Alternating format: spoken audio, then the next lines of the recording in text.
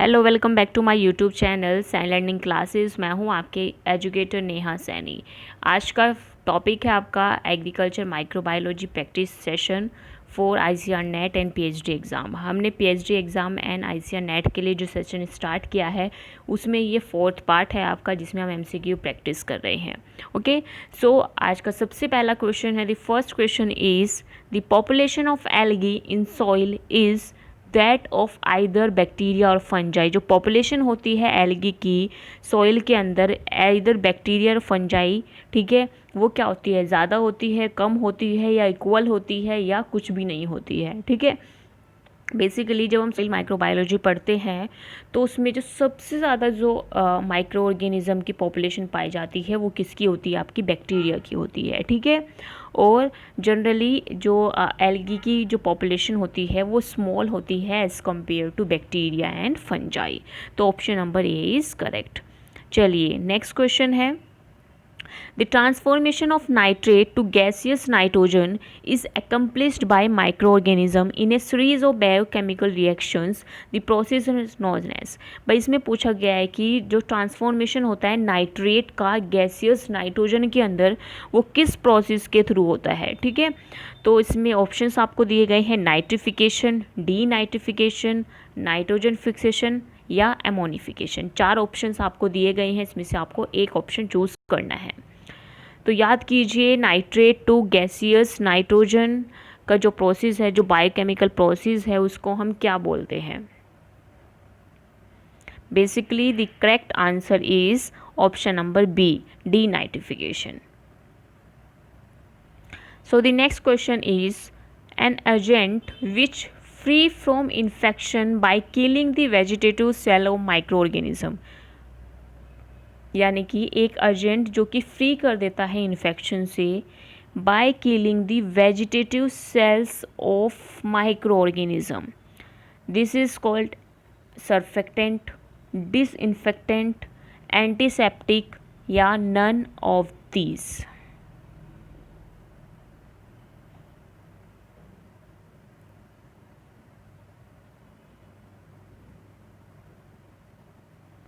So the correct answer is disinfectant.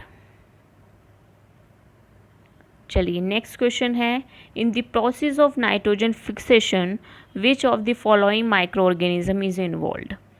Non symbiotic micro organism, symbiotic micro organism, both A and B, या none of these. So the nitrification process के अंदर जो basically micro organisms involve होते हैं वो आपके symbiotic and non symbiotic दोनों होते हैं। तो option number C is correct. The next question is the conversion of nitrogen gas to ammonia is known as. इसमें बोला गया है नाइट्रोजन गैस का किस में कन्वर्जन हो रहा है, अमोनिया के अंदर कन्वर्जन हो रहा है। तो इस प्रोसेस को हम क्या बोलते हैं, nitrification, D nitrification, nitrogen fixation या फिर एमोनिफिकेशन। इस रिएक्शन से ही आपको समझ में आ गया होगा, इस प्रोसेस को हम बोलते हैं ammonification. The next question is for rapid decomposition by microbes the substrate should have a CN ratio of. अगर आपको रैपिड डिकम्पोजिशन करवाना है माइक्रोब से तो सबस्ट्रेट का जो लेवल है वो कितना होना चाहिए, यानी कि CN का रेशो कितना होना चाहिए। बेसिकली माइक्रोबियल एक्टिविटी जो यूटिलाइज करती है CN रेशो, वो 30:35:1 होता है। तो इसमें कौन सा इसका नियर बाय है, तो option number B is correct, 30:40। ठीक है, यानी कि जो CN रेशो होता है 30:40 वाला जो होता है उसमें रैपिड डिकम्पोजिशन होता है बाय माइक्रो ऑर्गेनिजम्स। ओके, चलिए the next question is in neem product used as insect replicant is. एक नीम का प्रोडक्ट जो यूज़ किया जाता है इंसेक्ट रेप्लिकेंट की तरह, ए एजाड्रिथिन, बी पैराथिन, सी रेटिनोन, डी एंड्रीन। तो basically the answer is azadirachtin. ठीक है, चलिए नेक्स्ट क्वेश्चन है, a free living nitrogen fixing bacteria is. कौन सा ऐसा बैक्टीरियम है या कौन से ऐसे बैक्टीरियाज हैं जो कि free living nitrogen fixing bacteria है। इसको आप एलिमिनेशन मेथड के थ्रू बहुत ईजिली सॉल्व कर सकते हो। Rhizobium is an symbiotic bacteria, okay, जो कि लेग्यूम प्लांट्स के साथ सिम्बायोटिक एसोसिएशन शो करता है। चलिए नेक्स्ट क्वेश्चन है, diabetic patients are advise to take more of mushroom as they contain. जो डायबिटिक पेशेंट्स होते हैं उनको एडवाइस किया जाता है कि वो मशरूम उनको खाना चाहिए। क्यों उनको ये चीज़ एडवाइस की जाती है?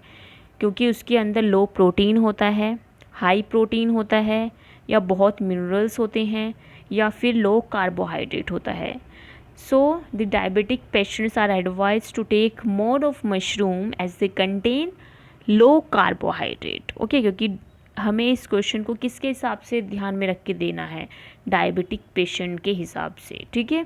तो उसको क्यों दिया जाता है? उसको इसलिए नहीं दिया जाता है कि उसके हाई प्रोटीन होते हैं, उसको इसलिए दिया जाता है क्योंकि इसमें लो कार्बोहाइड्रेट होता है, ओके। चलिए, heterocyst contain enzymes. Next question है आपका, जो हेट्रोसिस्ट होते हैं वो किस एंजाइम को कंटेन करते हैं? पेक्टिनेस, सेलुलोज, नाइट्रोजिनेस या फॉस्फोराइलेज। जो हेट्रोसिस्ट होते हैं वो कंटेन करते हैं नाइट्रोजिनेस एंजाइम को। The correct answer is nitrogenous. So the last question is, if wheat field is inoculated with rhizobium. अगर आप वीट फील्ड को इनोकुलेट कर दो राइजोबियम के साथ, ठीक है, तो सॉइल जो होगी वो बिकम हो जाएगी नाइट्रोजन रिच, या soil become rich in calcium, या no effect on soil nitrogen, या soil will depleted of nitrogen. Basically अगर आप राइजोबियम बैक्टीरिया को जानते होंगे कि क्या होता है, सिम्बायोटिक एसोसिएशन शो करता है किसके साथ? लेग्यूम प्लांट्स के साथ, ठीक है। और जो वीट है वो लेग्यूम प्लांट नहीं है, तो इसका कोई एसोसिएशन या कोई भी ये अपना मतलब जो इसका नाइट्रोजन फिक्सिंग का जो प्रोसेस है ये वीट के साथ करेगा ही नहीं। वो कैसे फिक्स करेगा? क्योंकि उसको तो उसका होस्ट मिला ही नहीं है, ठीक है। तो so basically the correct answer is no effect on soil nitrogen. यानी कि अगर जो राइजोबियम है उसको हम वीट फील्ड के अंदर करते हैं, ठीक है, वीट फील्ड के साथ इनोकुलेट करते हैं, तो उसका कोई भी इफेक्ट देखने के लिए नहीं मिलेगा सॉइल नाइट्रोजन पे। So correct answer is option number C. So this is the last question. तो मिलते हैं नेक्स्ट सेशन में, जिसमें हम और भी प्रैक्टिस करने वाले हैं related to agriculture microbiology questions which are most useful for ICAR NET and आपका agriculture microbiology for PhD exams. So मिलते हैं नेक्स्ट क्लास में। If you like the video please like share and subscribe my channel San learning classes. So thanks for joining.